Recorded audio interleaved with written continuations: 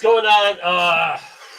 I'm watching TV and doing this, and it's not looking good for the boys. But that's all right. They play the long game. Always play the long game. JJ's trying to get connected. Apparently, the internet in his area is just trash. So we'll hold off a couple minutes for him.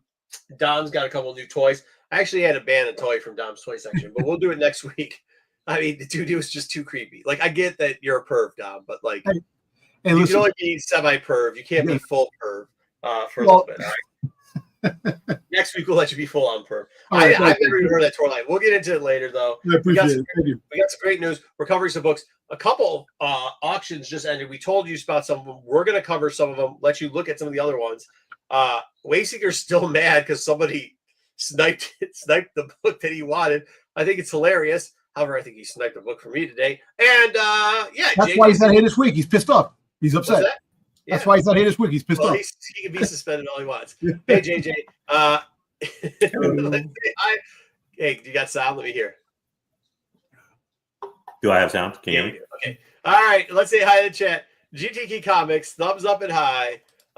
Star Wars. Why the hell do they put us in that dump of a town, Cleveland? We should never have to play in that cruddy state of Ohio. Star Wars Sunday with the crew. Sorry, Ruben. Star Wars Sunday with the crew is best time of the week. Yes, it is. What's new in Star Wars? Brother? Hey, Ruben, you got to take off. I'm going to Japan in a little bit, so you got to take off to help the boys out. You got to be on the show, bud. All right. Tommy Longbox. Hello, my fellow Star Wars nerds. Hit the hyperdrive. Let's get this show going. Dude, cheers. Love it, dude, Tommy. Yo, Meyer, what's good? GTK Comics, GTK Comics. Thumbs up high. Sam's biggest fan. Okay, Ed. Changed my name to Toll. I think he means Troll. Sam last night. Joke backfired, and I'm stuck with this name for 14 days. Say hi for the algorithms. Thank you, Ed. Or Sam's biggest fan. That's what you get. Hey, don't mess with those boys. I mean, they called a legendary comic artist a gimp one time, so you never know what's going to happen with those guys. Check out SNS there on the weekend. All right. Has anyone there read McKay's Moon Knight run? Blah, blah, blah. Okay, that's not a thing. Yeah, that's not a thing on Star Wars, but that's all right. D has, I guess, comics. Man. All right. I don't know what that means. Okay. But comics man is what we get. Happy Sunday, Darksiders. Hopefully it is, Wookiee Fanatic. Dan's Hobby Corner. Hello, everyone. Hello, Dan. My Vader to Ugashi is already a... Are these the new ones? You already bought the new ones? I think you're the one that posted on IG, right, Ruben? I check IG once a week. If it's a Vader Tamagotchi, shouldn't it start out higher than a Padawan anyways? Oh, that's right. Yeah, because he started... Well, what was he? He technically wasn't a Padawan, right? He was just some little kid that they found. So it shouldn't start off as a... I don't think we can say that word on the internet, but it shouldn't start off as that. And then all of a sudden, you turn into already be like really powerful at the beginning. Then you turn into a Jedi Knight. You just go from being a 30 years and then all of a sudden you turn into a Jedi Knight. That's how that should work, right? Does the Tamagotchi get upset if it has to sit around in sand? And I have an HQ. So he says he hasn't. Hey, listen, hey, Ruben, I hope it turns to the dark side and freaking chokes you out, man. That'd be funny. Let us know. Keep us updated on that. Make sure you're checking out Ruben, Darth, Rabbi Robinson on the Rabbi Robinson, haven't seen y'all since the... Oh, good. We're doing good. We're getting ready for Andor. Thanks for tuning back in, Tuma. Did he hate our Acolyte recaps that much? I don't know. Yeah, I mean, was it that bad? I guess it was going good until it wasn't going good anymore, right? But yeah, I mean, we got Andor coming up, so hopefully that'll change around. I haven't seen. Is that the new Moon Knight? I don't know what he's talking about. Moon Knight, what's going on? Dark Side Crew. Dusty, what's good? My bad. No, you're good. Bye. You're good. You start off. It's Marco's fault for clicking on it, anyways. Oh yeah. You start off as a young Anakin from episode 1. So you start off as 30 years. Okay. Yeah, but if you start off as that, then how do you get? You don't become a Padawan. You just become a Jedi Knight. Like, should be a Padawan at any point. You get skipped all the steps. You reach puberty by freaking falling in love with Padme when she's a kid. You know, you got to reach that part too. You know what's funny? And I don't say this. I don't. Please don't rant on this. I'm just doing this as an anecdote. I play the Lego Star Wars game with my son, and I haven't quite realized that my kids have never seen the sequels because they're like, "Wait, what is this?" And I was like, "They know the character of Rey, but they don't and the BB-8, but they've never seen it." And finally, because they show the cutscenes, and finally, I was like, "Oh, you guys have never seen this before, have you?" They're like, "No, can we watch it?" I'm like, "Yeah, maybe one day." I don't know. Anyways, I forgot a lot of stuff that happened in that last movie. Like that, you had to wade water to get to the Death Star. But no, he's from. Wait, no.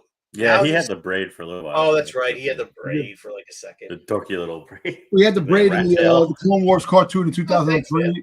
Appreciate you. You like our recast, man. Even though he's like the oldest Padawan ever. Yeah, yeah. Like 17-year-old Padawan. Yeah. But really think about it. The kids, if you really look at the kids that are Padawans in the movies, you don't really get a chance to see them all because he slices them all down, so you can't freaking see. But I don't know. Then you got a 50-year-old. Well, you got the Grogu, 50-year-old freaking little. Fair, but he was smuggled. I mean, that's a little difference of a story. I know, but just cast really short actors and actresses to play Padawans, like Daphne and Keene, and then you can have them be like they're like 14 years old. When they cast like Ewan McGregor, he's like, looks like he's like 22 and he's still a Padawan. All right. Well, hey, look, we switched it around, so we're going to start going back to it again. We haven't gotten Pete to do the shout out Steve Horn. Sorry, no March Madness. We switched it around. We're going to look at we told you last week when we watched a couple of the eBay live listings ending that there's a couple there that we're going to show you this week. We also have some new live ones we're going to check out. But first, are we doing first now? Have we moved first into doing the first appearance thing?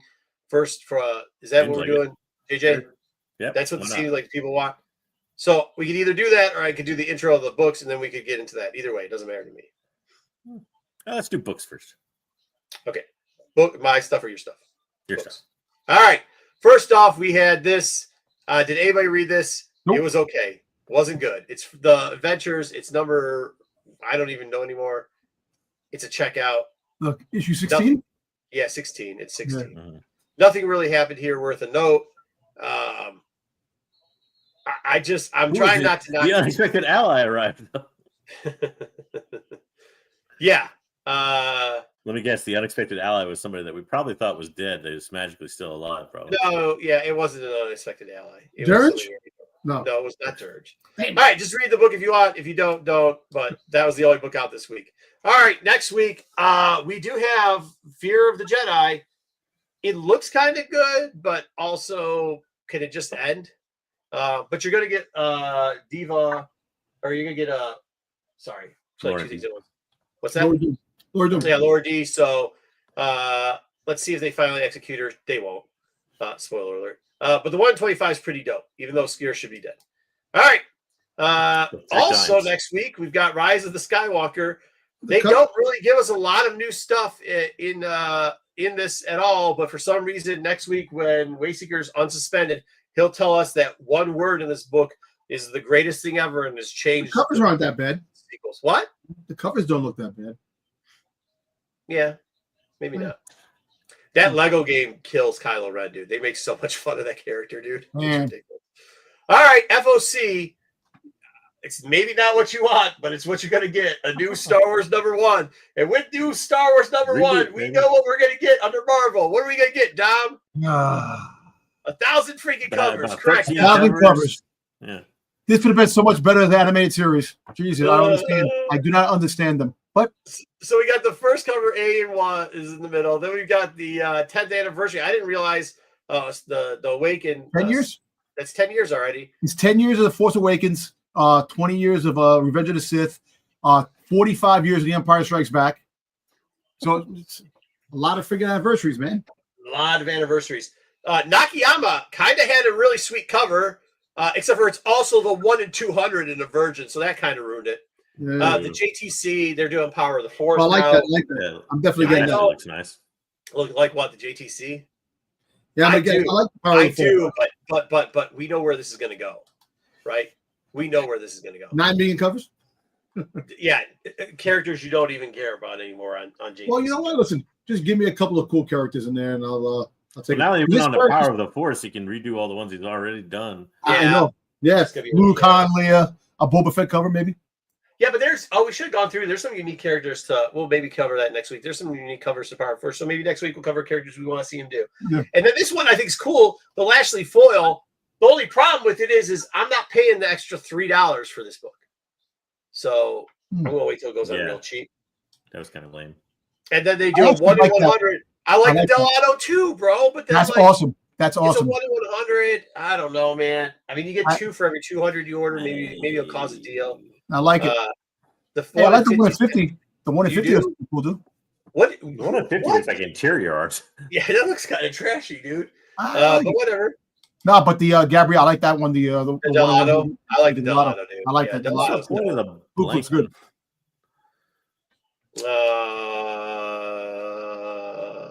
Really, Patrick Bill just sold them to the local shop, expecting low numbers. Huh? You might not. And we've seen some decent books sell. I mean, it depends on what you bought them for. Hey, look, this is probably one of the coolest ones. They're doing a logo cover where it's Star Wars on the front, Star Wars on the back. I thought it was pretty cool. That's actually cool. Well, they did that before. They did that with another book recently. They released those in Europe a lot too. Yeah, they used to do it overseas a lot. So I like that. I actually like the Pepe Lorette. Yeah, I like the Pepe too. That's why I put it there. I think the Pepe is good. Good Star Wars covers. It's pretty cool. All right.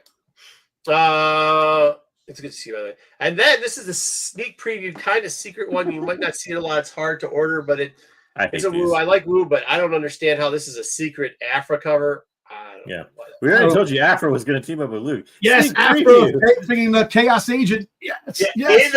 Hold on. In the preview for the free comic book day book, which was FOC, was January 6th. So we told you 3 months ago. We told you 3 months ago this was coming. But preview. Yeah, Dom's happy. She's back.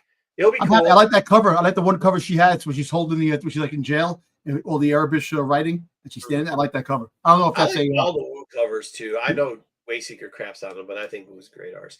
All right. Also, too, I'm looking into this because Penguin's wild, but we've been asking for a ratio, and instead it seems that Dark Horse is just going to give us a third cover instead of giving us like an RI like IDW did or something else like that. You sure it's not a 1 in 10? Yeah, no, that's why I said I looked into it. So I don't have a Penguin account, so I had to send I'm actually mildly interested in this book though, only because I want to see who the Ace Imperial pilot supposedly is that he is dogging the whole time. Okay, I know I knocked Dark Horse a lot, but I actually kind of reading the previews and stuff of this and seeing some of the artwork, I'm kind of wanting to read this story. The covers look pretty cool. You can never get enough space battle books in Star Wars, and there's hardly ever any anymore. So, well, I don't know how much complete space battle it's going to be, but it's definitely going to be. It's definitely going to be pretty cool. And it looks like it's fast paced, which is going to be. Well, listen, Ethan Sachs is doing this, so we'll see what happens. Ethan Sachs, kind of. These covers look pretty cool. I like the way they look. Yeah. Dope.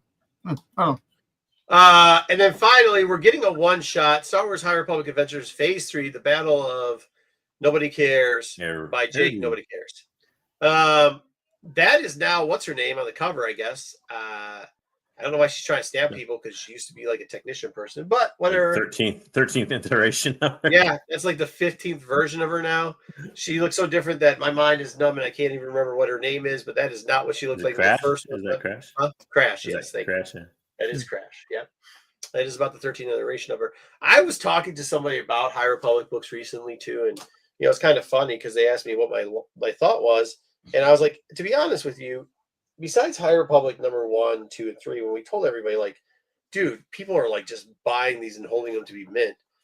Some of them will be down the road, but that they're not going to do anything with High Republic besides the cartoon after the Acolyte thing till probably, and they do this with all their properties, even Clone Wars, they did the movie, and then it took a couple of years for the stuff to get back off the ground.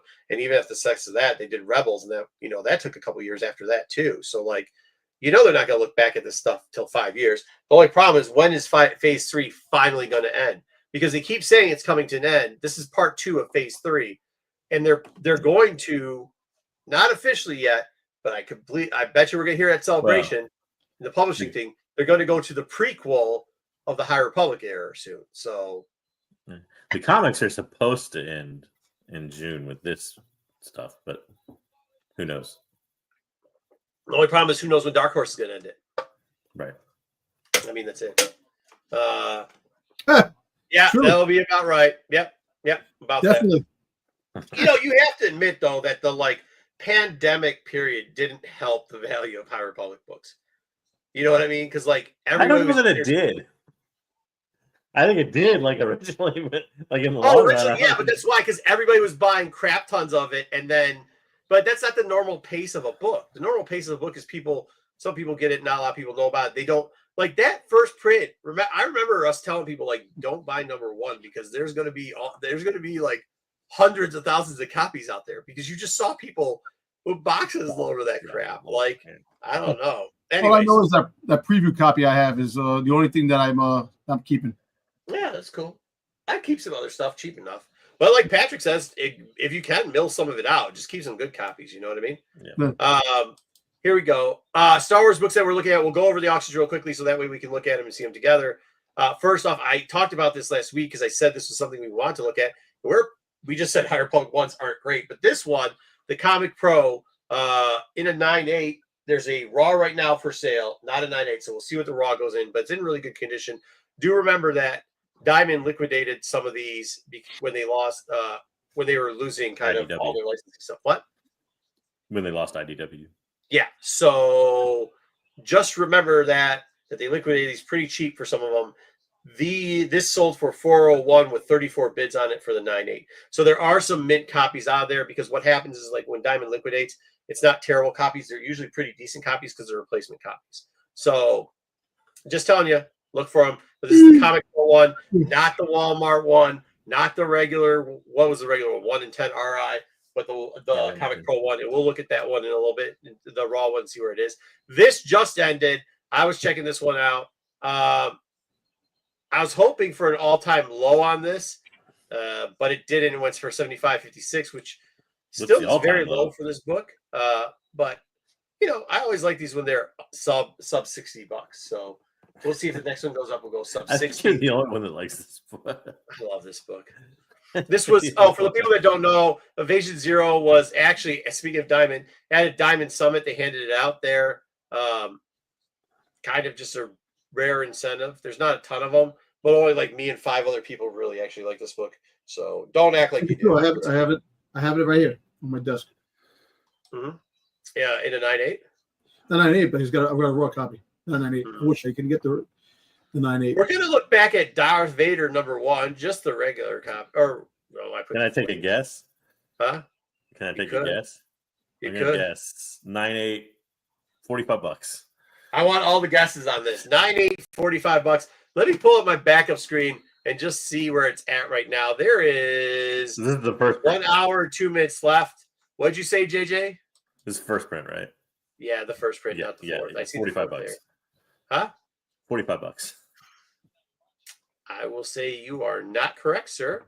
There's 17 bids, and it is not $45 currently. How about $31.50? All right, we get it. 31.50. I was going lower. That was even more pessimistic than I am.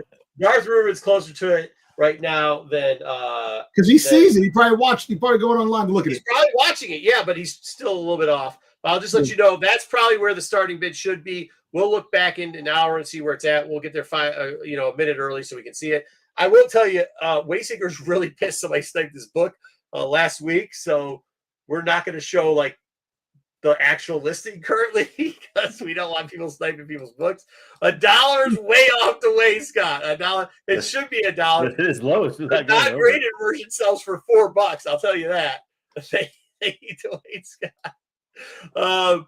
The next book we're going to look at, we talked about this last week. We talked about 9.8s going for a lot in this book. There isn't a 9.8, but there's a lot of this era 9.6. We also reviewed this book because this book is the first appearance of Klingston it is. So I decided we had to put it up. There is 7 minutes left in this book. This is what we can bet on. There's 7 minutes left on this book. Would you like to guess what this book is at currently? $31.50. $37. You guys are no.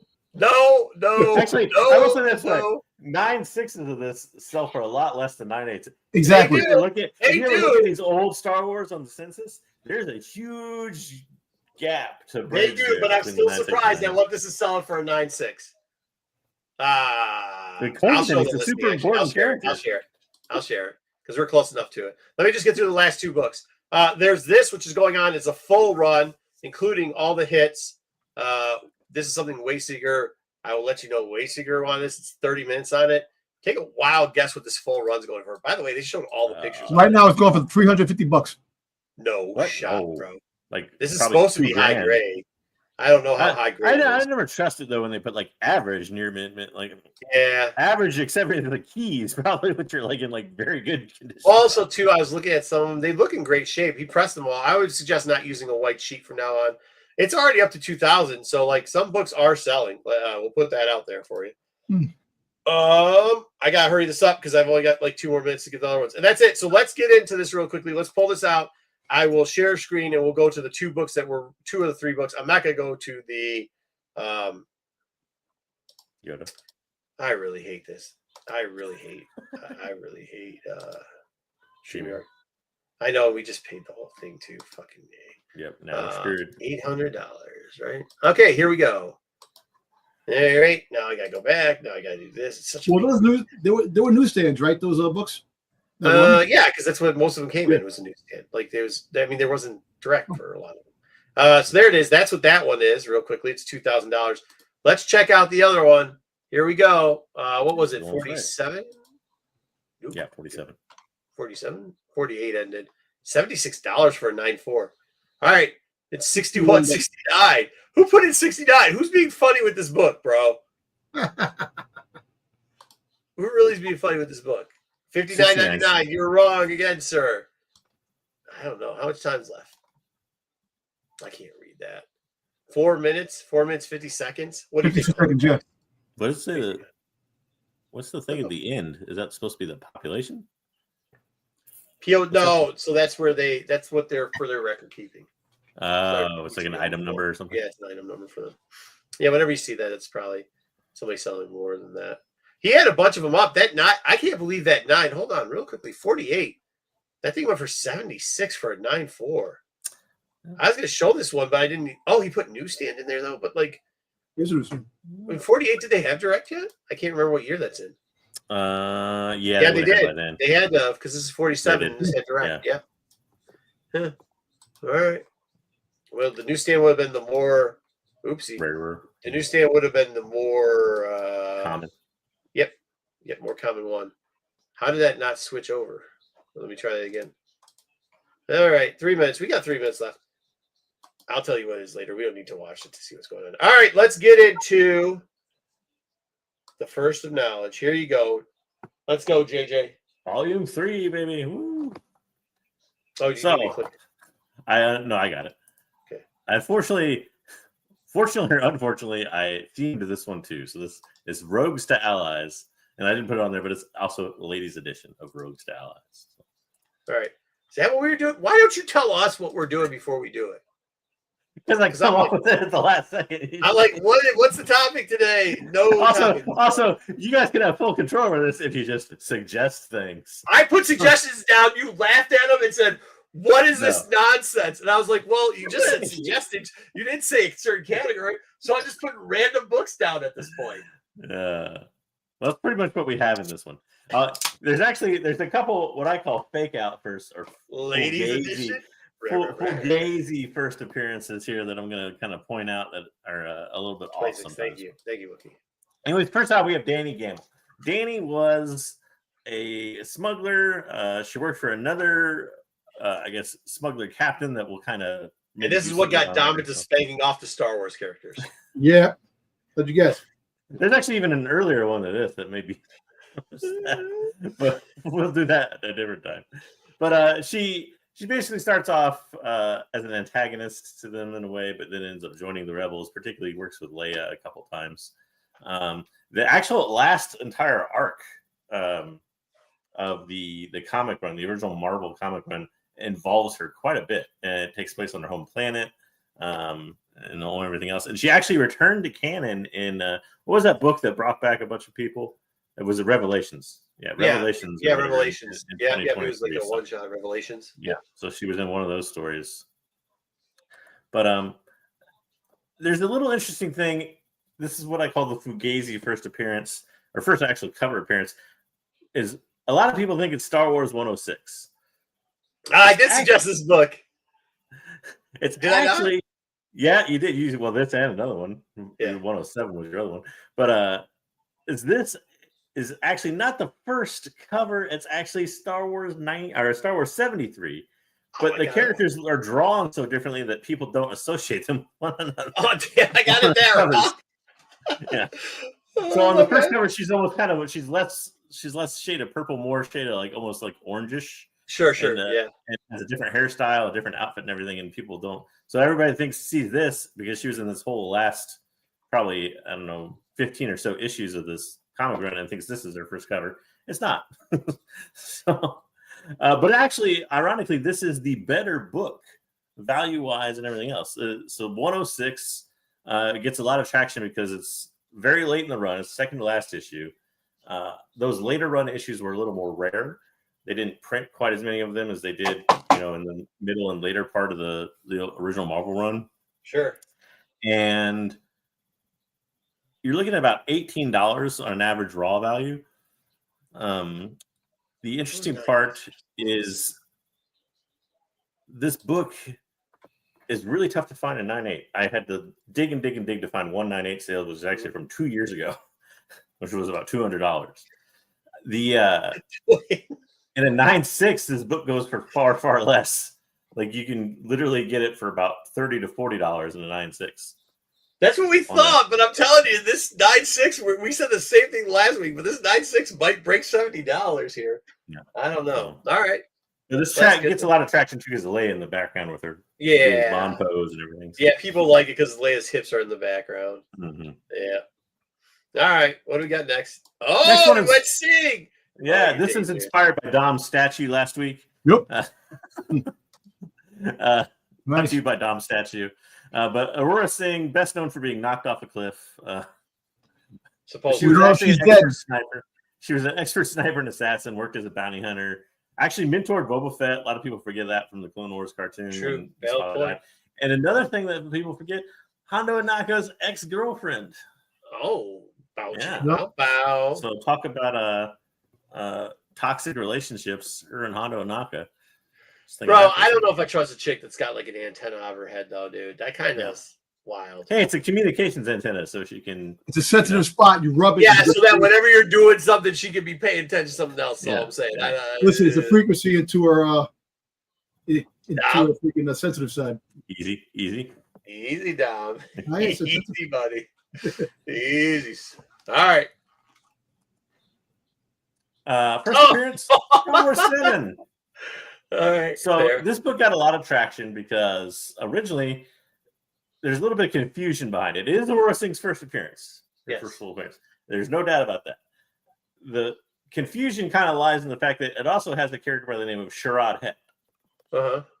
There's a short, is it Het? Sharad Het, yeah. Yeah, Sharad Het. Who everybody thinks eventually becomes Darth Krayt. But that's not true. It's actually his son, Sharad Het. Who's in a later book who becomes his first name. So this is the father, not the son. But you're looking at actually this book was valued much, much higher, kind of in the pandemic era. It's fallen all the way down to about $10 on an average raw value. Which is good for a Singh first appearance. Like, it's kind of funny because people, I think, finally figured out the Sharad Het scenario where it's not him or he wasn't Krayt. We actually helped correct that, but like there was a lot of backlash for that. Quick question. We know that she's the one of the antagonists in the Bad Batch book from Dark Horse. Mm-hmm. So basically, that could be like the time period where she does get pushed by Beckett off the cliff. I still believe. I don't know if she got pushed off. That's why we said it. Like known liar Tobias Beckett just claims she got pushed off the cliff. Like I mean, no body, no death. You can't see anybody. In terms of Star Wars death, that's like the least confirmed death ever, probably. So. But I wonder if that's the timeline because Solo happened around 10 years before New Hope. Well, So, if they're going to show it, I bet you they're not going to show her death. I think there's a more probability that she's not going to die then. Yeah, which is all I'm saying. What book was it last week? I can't remember. It was like some foreign book that Wayseeker won. it was a foreign book. It was the freaking Star Wars number 8. Yeah, somebody outbid them. I'll be honest. I was actually going to bid on. I was bidding on that other book today, and I let people know. And I think Wayseeker purposely outbid me on it. I shouldn't have put it in that chat. I'm telling those foreign books are harder to get than the regular books, man. If you find them for cheap, get them. The Star Wars, the droid book, the first clean, 61, 69, there was no sniping at all. It ended where it started. So there you go, 13 bits. All right, next up. Jariel, formerly Odessa. So this character comes from our Old Republic. A very interesting character. She's an original comics Old Republic character. You don't see too much of a lot of the Old Republic. She was in the game. She was in the game too, wasn't she? Nope. She sure?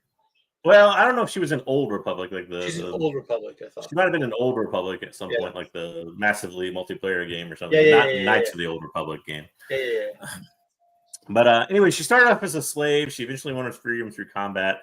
Ironically, she was almost recruited into Revan's army by Squint. They had an encounter where he kind of like tried to talk her over to the crazy side of the, was it Revocanists or whatever they called themselves? Yeah. And then she eventually ran into Zane Carrick, who originally I like how you're being a smart ass and saying Squint. You want to tell everybody who Squint is?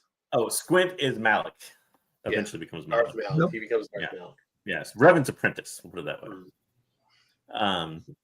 Anyway, she eventually becomes involved with Zane Carrick and kind of turns over to the light side. And actually, she's a character pretty much the entire run of the Knights of the Old Republic. She started off her first appearance in Star Wars Knights of the Old Republic number 3 in 2006. And then she goes all the way through the end of this run and even into war. So she actually becomes the girlfriend. I don't know if they ever get married or anything like that of Zane. So. Zane, she's the hookup chick. You can call it that. Yeah, Zane is the main Jedi character of the Knights of the Old Republic comics. So these were both original comics characters. For sure. You got a $12 average value roughly on this, and in good shape. You can get beat copies for pretty cheap, but you want a good like near mint copy, about $12 to $15 raw. And couldn't find any 9.8 sold. I don't think I don't know. Would do it. But there's only a few. I've noticed a lot of this gets sold in runs. This used to be a $2 book too. I can't believe how much it's selling for right now. Like $12 still seems everything from this run has kind of gone, believe it or not, gone up in price. I don't know if it's like an inflation because used to be you had about 3 keys from this entire run, and you could kind of find these other little minor first appearances in there. But everything's kind of floated up, believe it or not, in value for this thing. So it's one of the few things where you see them go up a little bit, other than down. But a good little run of comics. Yeah. Next up, we got Marco's favorite character. They got you to do this while Wayseeker's here. I appreciate this. Yes. If only Wayseeker was here, we'd get a 5-minute diatribe on how great Santa Staros is. She's not going. Basically, she started off as a scammer. There was a part where she tried to scam Han Solo out of his half of a robbery. He ended up scamming her instead. Basically, she tried to hunt him down. Claimed to be married to Han Solo. Eventually becomes the girlfriend of Dr. Aphra twice, both before that when they're in college and then afterwards. And then also she did actually work for Leia in the Rebels at one point after being the fake Mrs. Han Solo. She just seems like a throwaway. I guess technically it was the real Mrs. Han Solo. But. She just seems like a throwaway character that you just keep dead ending and then going like, well, like I mean, even that Han story was like there was supposed to be some animosity between her and Leia, and it didn't play well. Mm-hmm. And then they're like, okay, well, I guess we'll make her Aphra's girlfriend then. I mean, it was really stupid. And then I actually kind of liked the character like originally. When she was the Leia against Leia, yeah. Like that kind of worked well, but when they became like almost too long running of a character, and then they tried to use her in Aphra, which she kind of just replaced. And Aphra's rogues is probably not the right term because they're friendly to Magna. She pretty much replaced Magna. I mean, more or less, yeah. And then they could use Magna. Square peg round hole type of thing. They could just use the same character rather than I mean her arc should have come to an end in that Leia thing, and it didn't. And then they kept her on with Leia for a long time, which was like, this is weird. And then when that didn't work out, they're like, okay, we're just gonna make her a girlfriend and we're going to put maggots aside, which is just stupid. So, but Wayseeker thinks the character is good, just like he thinks the Blue Bear is good. So, well, the book's not too good. No. About $3. Like you buy it for about the same price you did back then when it first came out, which actually is not bad. There is a little bit of confusion. It's often called the first full appearance of Santa Staros because you almost have a domino type situation where she appears in 4, but she's disguised the whole time.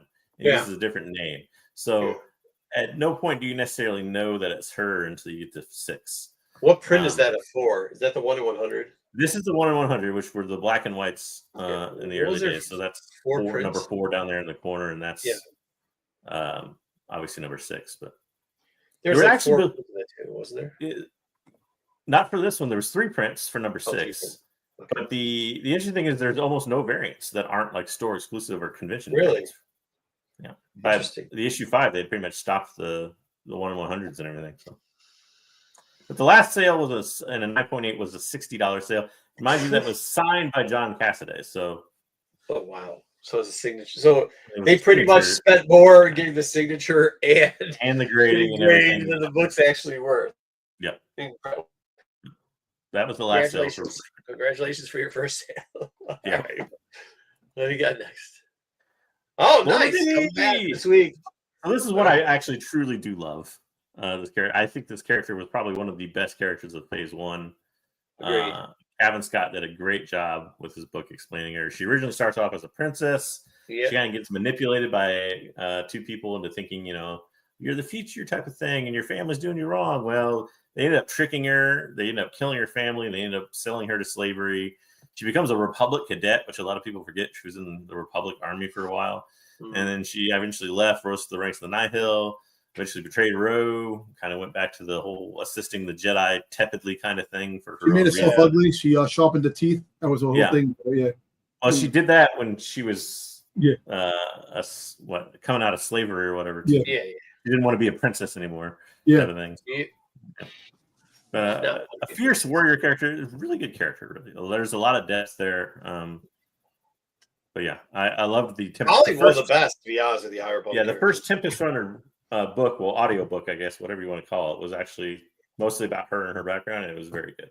It's probably one of the best books in my opinion. Hopefully we see something about her further on. I don't understand why some of the fandom of Star Wars is not attached to this character like they have other characters, including people with whip lightsabers and archaeologists / grave robbers, but I think it's because they forget about the character too much. Like these little what would have been perfect for all these little minis where they do like 2 issues or whatever. Yeah, it should have had one about her. What if they did the audiobook as a comic? I'd be fine with that. I think that would be cool. You have all these minis during the High Republic, and you have very little that focus. You had one that focused on Roe himself, 2 issues, and that was about the only one that focused on the villains. Everything else is focused on the Jedi. They need a good anti-hero character like this to, I think, kind of balance it out a little bit, and they never do that, and they don't use her that much. Do you think if they did a 10-run miniseries where it was like a 1-issue, 1-shot of characters of the High Republic for Phase 2 instead of what they did, it would have worked better? Like if they would have given us like a Lauren D, like just quick over 1-shot. If they would have given us, 1-shots of certain characters, and then I think it would have worked a lot better. I mean, hopefully one day we get it. So, yeah. But one of the cheapest books still on the list, and I didn't even give you the A cover. So let me say this: this is an open order variant they came out with that has her on the cover. What do we always do? Which is Star Wars High Republic 10 was the book. Yeah. What do you always do though when you have a first appearance in a book? What? You look for the cover, them on the cover, right? Oh, There's a version. There's a variant with them on the cover. You buy the one with them on the cover. Variant with them on the cover, yes. Which shocks me that this is actually this and the cover A are about $2 to $3 on average for the thing. So I see the same value as the cover A. I get it. I see what you did there because the 1 in 10 for was that number 1 or 2? Yeah. So this would be technically a first full appearance because the 1 in 10 for number 1 that's down there features her on the cover. But at that time, when she was on the cover, this is pulled from concept art. Nobody had any idea what character she was or what her name was or anything else. Everybody just thought that she was a female Nihil. Well, unless you read Tempest Runner, because Tempest Runner came out and described her, and that's what they described. Well, yeah, but I mean, that came out after the book did for number one, so. Yeah. But yeah, so I always thought this was an interesting one. And there's no graded copies of the variant or the A copy that I could find that sold in a 9.8 because it's about a $2 book. Nobody really grades it. Yeah, I mean, that really does ruin it. I mean, it really ruins. I mean, that just really, well, that's good because if you need it, you can get it cheap. So, yeah. All right. And I really like that cover too. It's a really good variant cover. Like I said, I think it's I never know how to pronounce it. Is Genty? Yeah, Genty. Genty, yeah, I think is how you say it. So, really good cover. Sweet. That's it. But I mean, whenever you have it, like that's like, the verbiage of first full has really ruined a lot of books. I think this one was clear. This is more, This is more like, to me, this is more a first appearance because, like I said, all they did for that 1 in 10 on number one was copy over concept art, which they had done before and other stuff. And she's not in the guts of any of those books or anything until number 10. So stupid stuff. All right, cool. What else you got? That's it. That was 5. All right, let's look up real quickly. Let's look and bring this back to the stage. Let's remove this. We'll do it next. Oh, how much time is left on this? Here's that whole collection of near mints. There's 8 minutes left. It's 2,000. Wow, man. That's a move. $2,000. In 2018, I bought a very fine plot, not near mint, but just under near mint, full run collection of this, like the full run collection of this, including some Dark Horse put in. Would you like to guess how much it cost me? $300. I was gonna say 500, but yeah, under both that $263. I bought almost a whole run. It was missing 2 issues, which I already had, so to me that wasn't a big issue. For about, and this is probably even later than that. This was probably right before, if not pandemic, so like 2019, 2020, for about $350, I think. Hey, it had the keys. It had, there you go. It had the keys. It had number 1. It had 42. It had 68. I mean, it had all the keys. Dude, not only that, the one that I bought had some of the rare Dark Horse stuff, like that Vader book where he's walking the what the hell is the book? It doesn't even have it listed what it is. I can't remember what it is offhand, but it's like Vader walking down the hallway. It's a really cool book. They had some damn good books in that thing that I bought. I kept that one. Hey, back in the day, they could have had Star Wars crossing over with Thundercats because the characters they put in there. You have Mum-Ra as a Sith. I can't believe this. Why wouldn't you show us a better picture of that book? Yeah, I don't know why you wouldn't take pictures of like all the keys individually. Also, too, if you're selling books, just a quick update. I much respect for having a background here. Appreciate that. Just use black.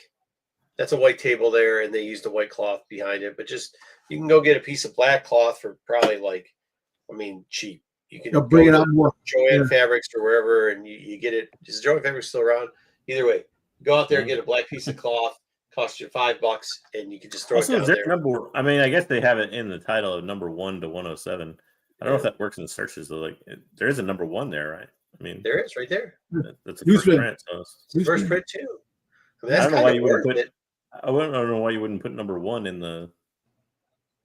Give you 1, 2, 3. The Star Wars, the original Star Wars one. The first 6 issues. Marvel Star Wars one, yeah. I don't know, dude. Man, that took a lot of time to get all these pictures. I mean, shout out to them for showing you all the books, though. I guess. Yeah, that's true. There's another. I still would have taken like a picture of 1 individually by itself or something to put it on there. Yeah, 1. I would have done 140. Then I would have done 1 in the. I mean, if it's a high grade, if it's a 9.8, it's a potential like $1,000 book. If it's a 9.6, I still think the first Mandalorians, $100. The first mention of Mandalorians, I think that's the will always be a great book. Well, if you guys, I mean, if you list this book, if you list this and you list 41, 42, I don't know why you don't list 1 there, but you first Boba Fett, Mandalorian. I mean, the titles. I'm not knocking neat stuff collectibles, but you know what's funny? There's 36 first appearances of Boba Fett before that Boba Fett, which is kind of crazy. Yeah, and they make that the first Mandalorian. There you go, bud. First pick. And Boba Fett's nowhere inside the book. Hey, there it is. Well, actually, he's in the book. That one book, the first Mandalorian. He's not on the cover, but he's in the book. There's your Thundercats crossover there. Yeah, right there, right? Yeah, right. Oh my god! Hey, look right there. Look. Yo, look at the character. See that character right there? Doesn't it look like the characters in the new Star Wars book? The one that we were making fun of. Oh yeah, maybe. The one we're making fun of with the guy who looked like the Nightcrawler. Oh, fair enough. Oh, you're talking about this book right here. The one that looks like the Joker there is actually, believe it or not, ends up becoming the boyfriend of Danny, the character we just did. Yeah.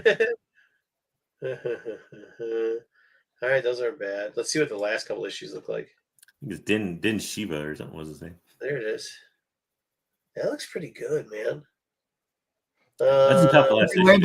Lando's got the freaking goddamn prince. The prince freaking blossom. That looks pretty good though. That last you know what? I just remembered it's not technically a full run. Why not? There's technically a 108. Oh, what's 108? 108 was one they released at the end, like in Modern Marvel. I don't know. That last issue looks pretty dope, dude. Wait a minute. Why do they have 75 here and then it goes 107? What happened here? What? I don't know. I don't know either. All right. Well, we can check back in on it in a minute. Let's see what that Vader's at, though. Look at this, 34 minutes left, $52. Way above the $30 that it's probably going to end. I said 45. That's not that far above. I think it's going to be 65 and it's $65. Oh, did this not switch over? Did it switch over on your guys' screen? No, it looks the same. First Black K. All right. That was 61.69. We can get rid of that. Invasion's gone. All right, I'll pull up that one in a little bit. What do we have left on that timing? 3 minutes. That thing's gonna stay at 2002 fun. Man, I don't know, dude. That's a pretty good list. And I mean, the guy did a good enough job listing it. I just think he would have maybe generated. What does it one raw go for, dude? Oh, one raw, probably like 400. Okay, let's do this real quickly. Hold on, sorry, people, stay with me real quick. When I think of like a one raw, though, you're probably, I hate to say it, but I know he put average near mint or whatever. You're probably not getting a one raw. Yeah, let's just see if it's mine though. I mean, what? I mean, how? Also, I'll say this: whenever you see a one in a lot like that, I'm glad the guy put the picture, because sometimes you will get sellers that occasionally try to deceive you in a big lot like that. And one will be like a reprint, and the reprint's so small you can't see it. So yeah. I mean, you should always hold on. First off, you should always check it. Nothing there for 77. I mean, that's hold on.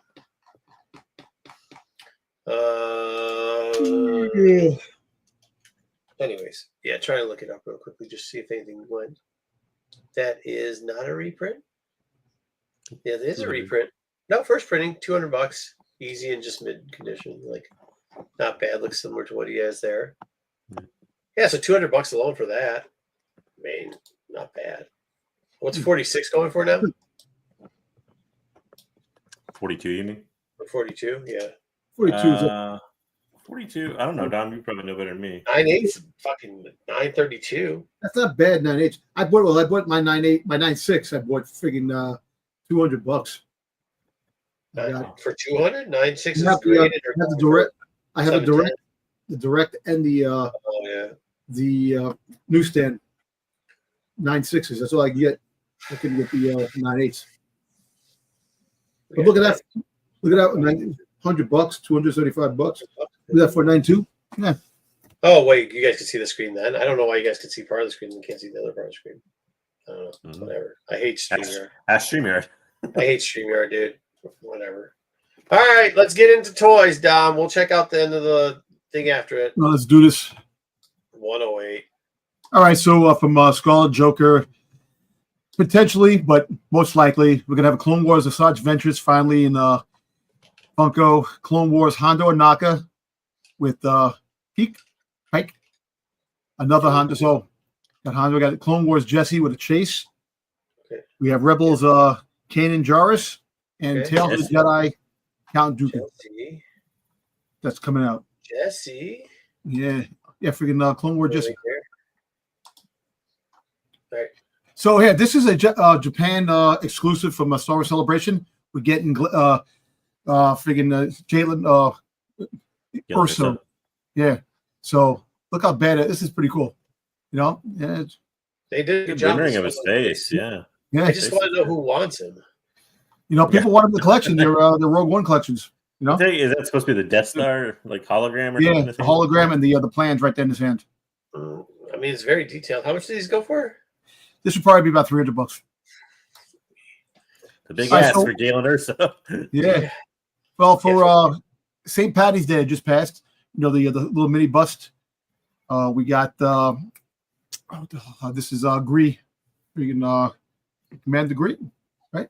Okay. Yep. Gree. Yeah. You're right. So we got him. Bust this is limited to 500 pieces, and it dropped on St. Patty's Day. So if you go to Gentle Giant right now, they should have it. Jesus, that's bad. All right. So we got a Dark Maul. So this is a Maul piece. This is the Clone Wars Maul with the Darksaber. This is the one that I couldn't show when I was at the con when I went to Toy Fair. This was one that was they couldn't show it just yet. Did they come out with the price for it? Is it $95? This is like $120. Nope. Jeez. Hey, I gotta say though, the Darksaber looks cool. It looks really dope. Yeah. It does look cool. I just nope.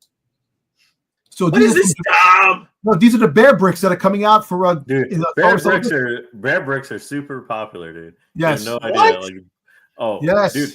Like, maybe we'll do a listing special on bear bricks sometimes. Yeah, I'm telling you, they're expensive. They're crazy expensive, man.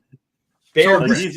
You think some pops go for a lot of money? Look up bear bricks sometimes. Yes. Are you kidding me? Yeah. What are these? They're just like bear Lego type things. They're from Japan. They're from Japan, and they're just collectibles. They're the vinyl figures. So I'm out there, just go grab them, right? Yeah.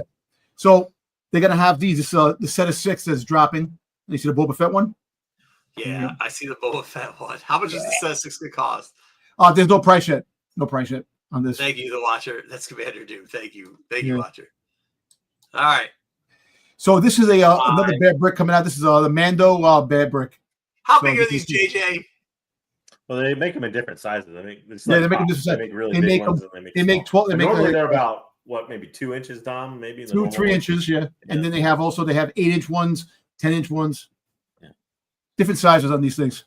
Yeah, I kid you not. You should look for these when you go to Japan. Yeah, they're collectible. Hey, next week we're doing a list of these, of the expensive ones, so we can see what we can get. Yeah. All right. So they're coming out with these. Also, another Japan celebration piece. Mayflex. He's coming out with a Han and Stormtrooper outfit, and a Luke. So you get them only in Japan, and also they're coming out with a Mando. These are all at Celebrations. All at Celebration. All celebration pieces. Wait, are these bears at Celebration? Yes, all this is all Celebration. Yes. All Celebration. Okay. Oh, those things are gonna be sold out before I could get. See, that's what sucks, dude. That's where that effing Q thing sucks. One person at a time. There's no way. Like, there's just no way to get these. They're gone. You never know. Right. You might get lucky. I know, dude. First off, the combination of the Japanese people there and how much they just buy of that type of stuff, and then the people that are going out there. There's no way by day 2 it's still going to be there. Midday, day 2 too. It's not even. Make them. Hey, Ruben just take them up for giveaways. Yeah, right. Yeah. I'm not even gonna have a shot at him, dude. I don't know what you're talking about. This Mando looks pretty cool though. He does. Won't be buying this either. I'll look for the bears though. I will look for them. So these look like bootlegs. They no, but these are going to be issued at Japan. So you're going to have a prototype Boba Fett. You're going to have a Vader.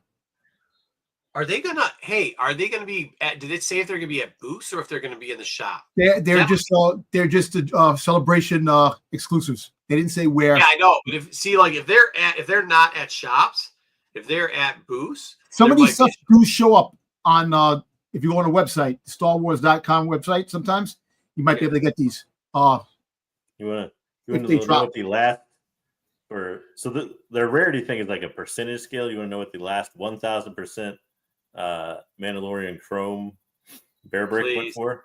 Please. Hey, Kingdom Nerds. $812. I'll be buying them motherfuckers. They're coming back. Excuse my French. Those things I'm going for. These bears. This bear.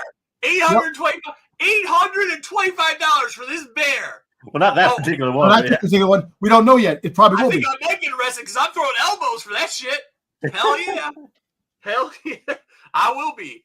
We got to scan this out, boys. Like, I'm serious. I'm going for that thing. Yeah. $800. Look at all the exclusives when you go to see what's what. See what you Dude, I ain't looking at all the shit. You guys need to come up with this. Yeah, guys, and buy us some. Yeah, exactly. Hey, I'll take care of you guys. You give me the list, I'll take care of you. That's all right. That's all right. All right. Go back. None of this bullshit. None of that. Give me more bears. What are these things? These look like bootlegs, but they're pretty cool. I like the way they look. They're meant to look like this. So you have the Boba Fett prototype. You have Vader. Does he have a firing rocket though? Nah, they're like rubber. You have a. This looks like that rubber bullshit. Yeah, a Shadow Trooper, and a C-3PO, and then you have R2-D2. You got Medicom Toys. That's the company. They got these the stickers. They got these holographic sticker packs that are coming out for Celebration. I might actually get one of these. Where's the say it is? Who says it? Attending tonight. This is going to be at the. I didn't put the. It's an attendee swag, so you're going to get it. They're going to be coming. So when you show up, they'll give it to you. Like a grab bag or whatever you want. You might get a grab bag with these stickers. Yeah, I mean, especially with Neil and Sneaky Neil? in it. You got 2 huts. Yeah. This is my pack. If you would have put Max Rebo in this, we're golden, baby. And Dax. You got Dax. I know you got Dax. I love Dax, dude. Come on, man. You never know. You might. No, the announcer guy's stupid, and so is that little turd at the left corner. But the rest of it's cool, man. Law Supplies last, dude. That's so cool. I got to get these. Yeah. I'm definitely doing that. All right, so that's even though over the $800 bear, I don't care. I'm getting these things. I'll get these things. All right, so what else we got? A deal alert on Amazon. Go to Amazon. You were able to get the comic first appearance Boba Fett for $17 and like $18, and the Lies, Death, and Treachery Dark Horse Boba Fett for $14.97. Can we go back to cooler shit like these stickers and the bears now? I mean, Boba Fett's fine, but this is kind of dope. He's right. Dexter's getting some love, dude. Yeah. Dexter's getting the love. Neil's getting the love. Who wore the crop top better, Dexter or friggin' Padme? Dex for sure. Dex, right? Hey, show more belly, bro. All right. So world record the results. So the double telescope, the highest graded example of 12 back went for $105,182, and then the dark blue dome, a 12 back 85 went for $38,940. These are the Jeff Jacob collections. They friggin' they sell for bears. Come on, boys. That's better than those bears. Crazy prices. Sorry, watching the game too. Let's go. Oh, I forgot. Yeah. All right, we're still naming it the 4 Deadly Venoms.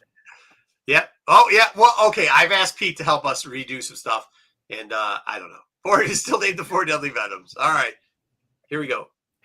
All right. So I was trying to find some Commander Cody's with this is the limited edition figure, the statue, the 1/4 statue. I found one that was that's sold. This is really cool, though. I like that you showed us the inside so we can see how these statues come shipped to you. They don't have heads on them, Dom? No, you put the head. The head's like magnetic. The head doesn't fit. No, the head does. It's magnetic. Interchangeable. It's magnetic. You put the head on it. It's magnetic. Yeah. Oh, cool. So the last one sold February 28th, 2025, $1,123.44 with $101 freaking goddamn shipping. So basically, almost $1,300 for this thing. So you like quadded your money on this? Yeah. If you sold it, holy hell, dude. Yeah. All right, so there's I knew it was coming eventually. Yeah, I was trying to hold it off, but listen, I need to get this statue. I got to find it. Yeah, we know. I need it. And this one actually sold. So apparently there was like 4 of them that were online, and all of them sold. They just not available anymore. Oh no. So 2 of them. I went back to look at that. 2 of them. No, there's 2 different statues. There's 2 different. You have a 1/6 scale and you have a 1/4 scale statues.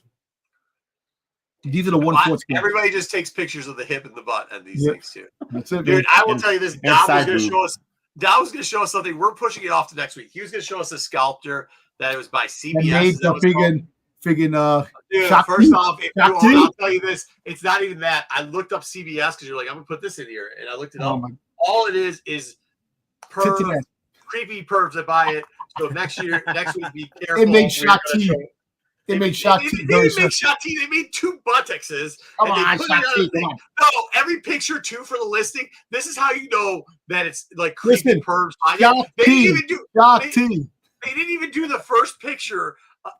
The CBS line doesn't do any picture of the face. It's all first pictures, 3 pictures of the rump. That's all it is.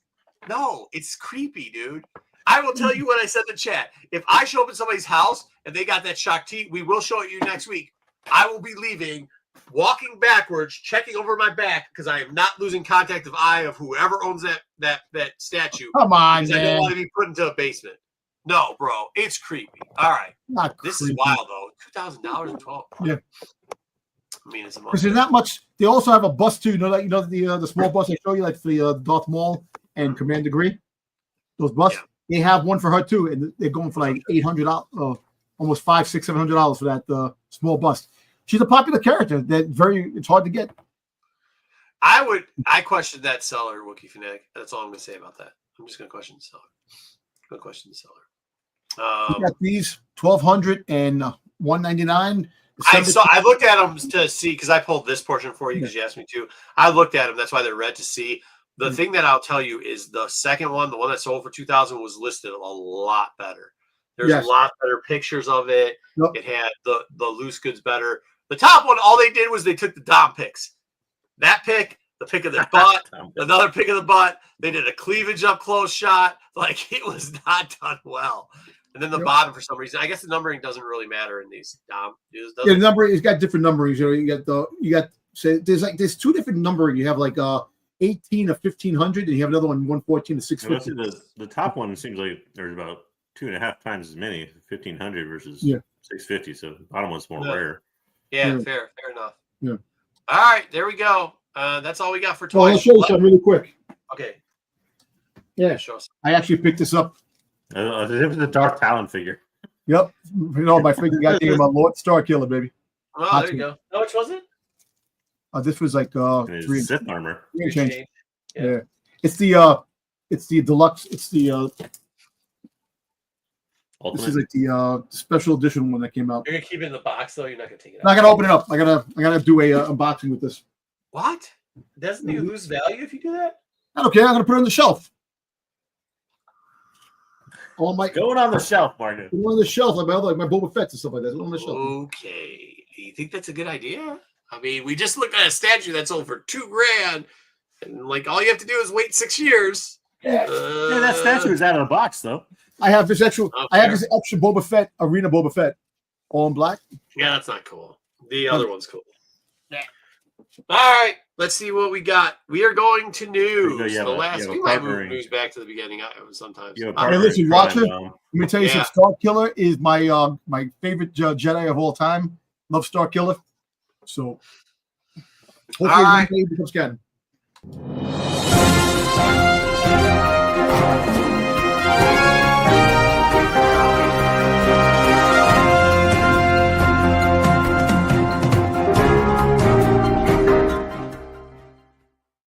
So we might not look at auctions that much more, and if we do, we're probably going to move it down a little bit for us because I don't think we're gonna.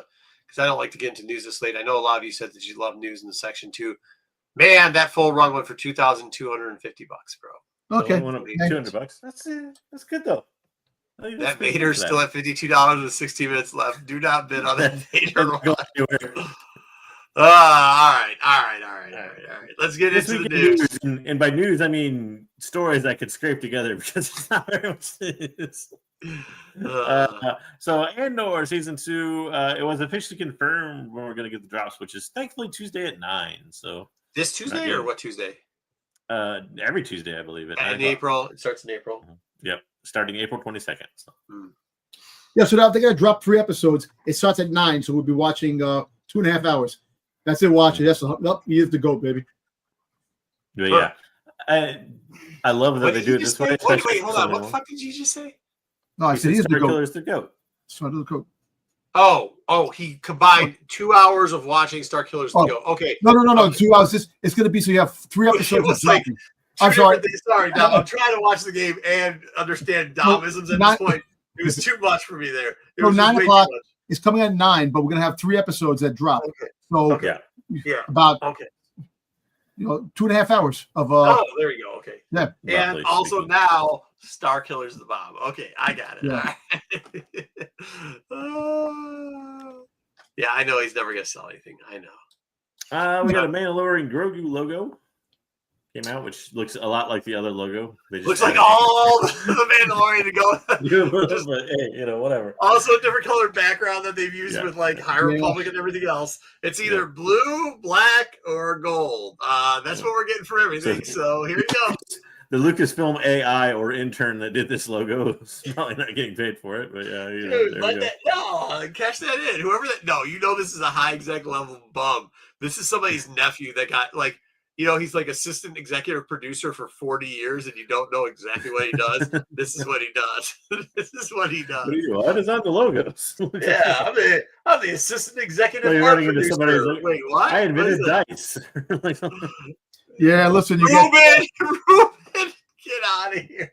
Listen, you get Doc Brown. You get Doc Brown going way into the future with his with the DeLorean that he has, and he winds up creating the man in the DeLorean. He's the man in the DeLorean, Mandalorians. I hope we do. It'd be cool to get a trailer there, man. Watcher. It'd be fun. And the art's okay. You gotta get a trailer in Celebration. I know that Wayseeker loves the art. Yeah. I'm like 50-50 on the art. I don't care that much about it. I'd rather just see, because a lot of it's conceptual anyways, and they don't give us a ton of stuff on that. So. All right. What do we got next? More Mandalorian news. So this has the smallest budget of any Disney era Star Wars film. Nice. At about $176 million, which should not surprise anyone because of why. Because it's all shot in the dome thing. The volume, yeah. It's all shot in the volume, and it's actually a TV show, basically, that they converted into a movie. So, yeah, but they just, I'm just saying it's the lowest, but they just turned around and said now it's a $320 million budget. Because of marketing. Well, yeah, you include your marketing and everything. Yeah, so it's going to go up. That's not unusual, but actual budget to film and everything was about 67 million. So. But hey, can I ask you a question? JJ, do you know this? Do you know if there's going to be transitioning certain types of media from one form to another, just how you format stuff for television obviously is a different format than for the movie theater. And my question is, because it's all shot in the volume, is it going to give us a little bit more fakeness? Are we not going to get the crispness that you get in the movie theater? Hard to say. I don't know. I mean, for $167 million is still over. It's low for a Disney action film or Disney Star Wars film. That's still a pretty hefty film budget. That's over the average by $50 million or $40 million or something like that. So I just think it'll be fun. Go ahead, Dom. Sorry. I'm sorry, but remember when they did the Ahsoka episode on in the movies? Yeah, they're pretty good with Anakin. So I think they tweak it. They could tweak it a little bit and the volume, but they have more time to go through the volume and make it look a little bit more realistic. Yeah. I think this is our only hope. Well, things like the Ahsoka episodes and stuff, I think were dry runs for this. I'm sure. Yeah, actually, it was. I think this is kind of our only hope if we want more movies than one every 4 years. This is probably our only hope of the way they're going to do it. They're going to do. The partial movies, where they're talking about doing Lando or Han that they did. Oh. This would make a reasonable sense where it doesn't have to be a blockbuster type movie, and they could do it more often. It's been the Netflix model for a while, right? Is more or less what you're alluding to, which is let's make a movie, let's put it in theaters for 3 or 4 weeks, and then take it out of theaters and put it on the streaming service to make it the base, so you can make the base back or whatever. If this can make a significant amount of money and becomes some kind of a success, I can see this more eventually happening. Less budget, and more profit. So that's what. But it also, what's really good about it is it opens up your dream, Dom, of we're going to have more product coming out this way, right? Because why at this point, if you can pay for, like, if you do something like this anyways and use the situation right to produce a movie, if you're going to produce a TV show that way, I mean, I just really do look at the financials a lot, and some of this just because I own a bunch of Disney stock, but like, and the streaming service has become kind of a problem. But if the product is free, and this is what we're talking about, downlining some of this production stuff. Sorry to get too far into it.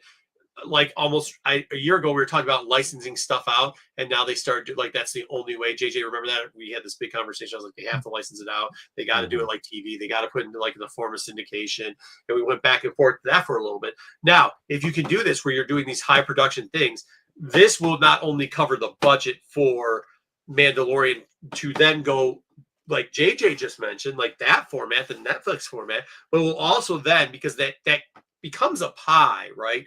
So a quarterly annual pie, the quarterly thing's one thing, but when you look at the annual budget overall at the end of the year, they can make the numbers work where if this thing brings in, let's say, $250,000 in the theaters, and then they can write it off on the books too as a percentage of qualifying value towards the streaming product. And then 5 years down the road or 3 years down the road, somehow being able to facilitate it into a licensing deal, that extra like $50 million that they get off of the movie thing, they'll do 25 and budgeted, and then they'll take the other 25 and put it towards streaming.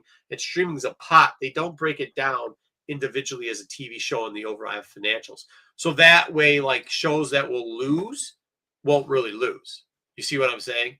So like you'll be able to get a season 2 out of something a lot easier now if we're able to break the financials down.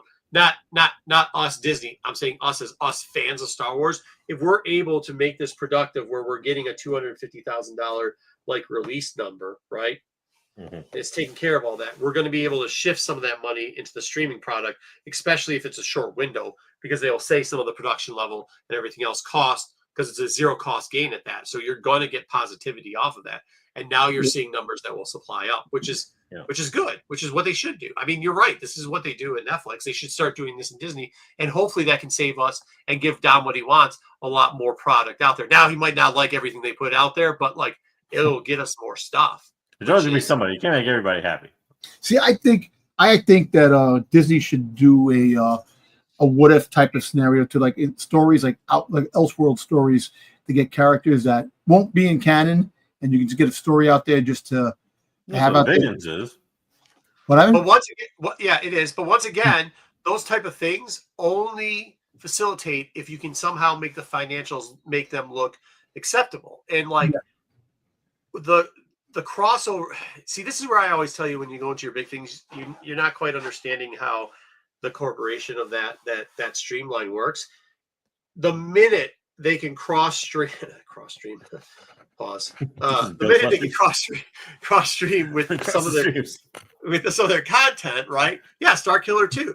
Well, I don't think Star Killer is going to be in season 2, but like those objects now of like, hey, look, if we do fandom stuff, the loss of fandom stuff, because there's always going to be a lost cost to it. Once again, check out Clone Wars, the movie.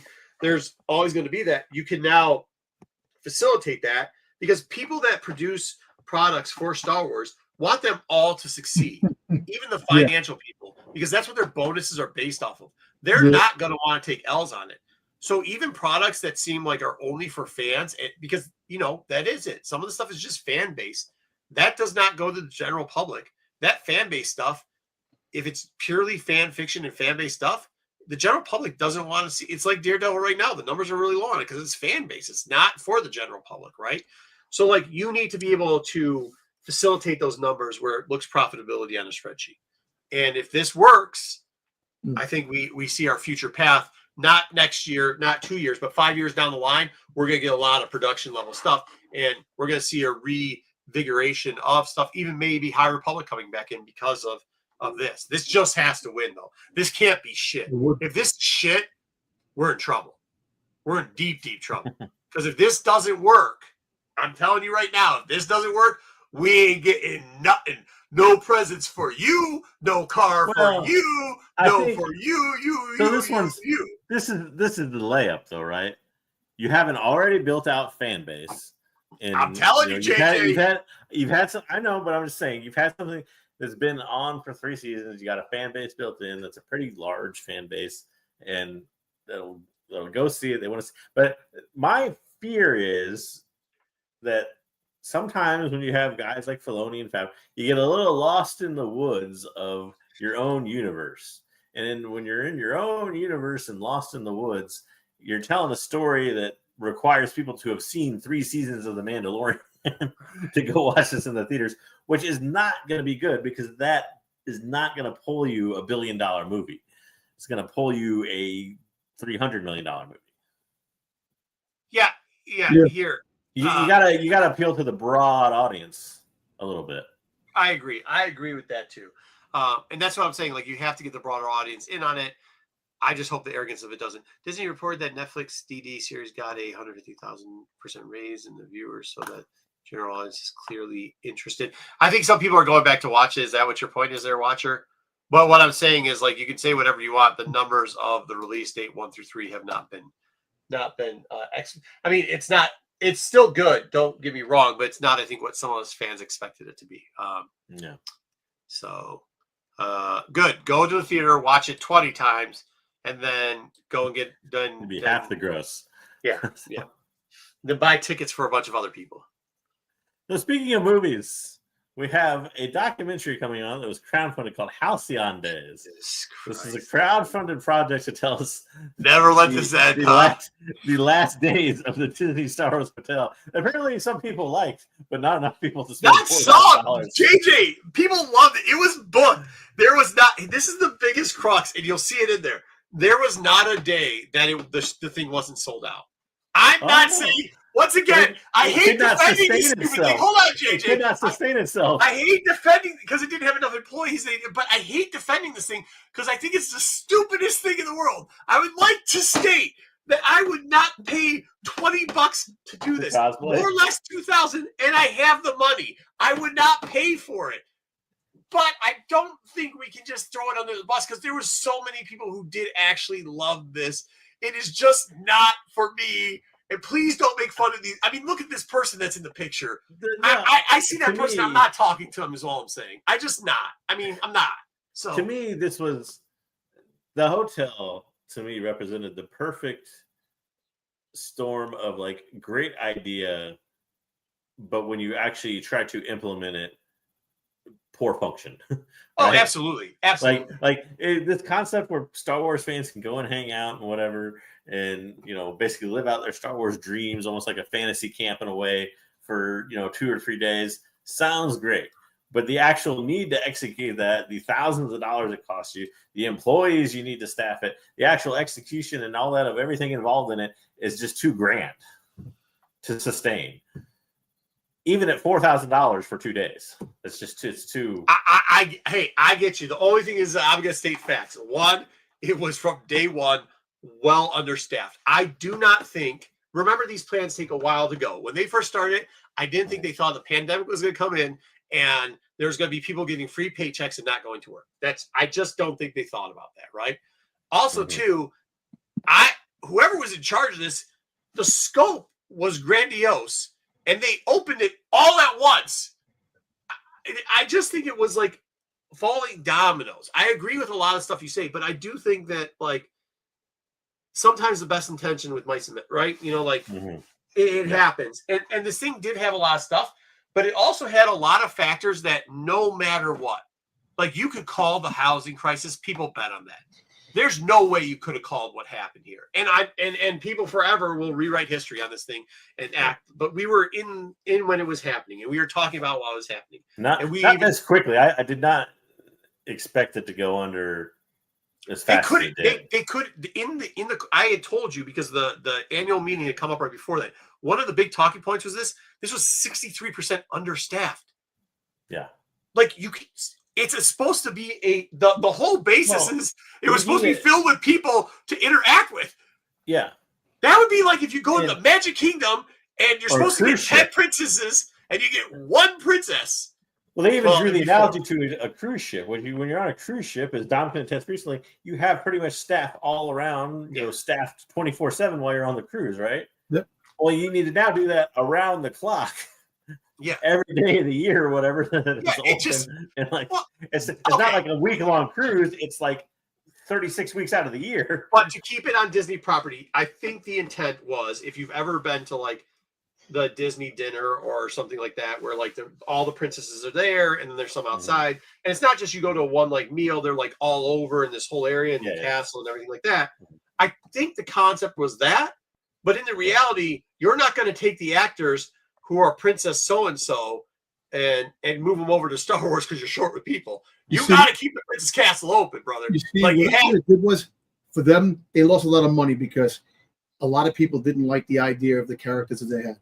They didn't lose any money on this. I'm just saying, but they should have did was have a Star Wars world where you go in, everything is like based Star Wars, not just one hotel. Galaxy Edge. I know Galaxy's Edge, but I'm just saying, but have that, but have the hotel, have different hotels like Star Wars, like a cantina, go to like the restaurants, and everything's all stayed in Star Wars. They couldn't staff it. It was sold out. It was sold out. Here's facts. From day one to the day it closed, it was sold out. Every single day. Every single day. It was Star Wars chills that freaking that were freaking goddamn buying that shit, man. People that love everything Star Wars, that no matter what it was. Right, but you just said they didn't make money, but it was sold out. They couldn't make any more money. It was sold out. What did you want them to do? Yeah. The problem wasn't that. The problem was they got ahead of their skis, and it's a huge staffing nightmare. Yeah. And maybe also, if the pandemic didn't hit, they could have hit those numbers, but like there was no shot, bro. No shot. If they sold out and made money, how come they can get staff? How come they can get staff?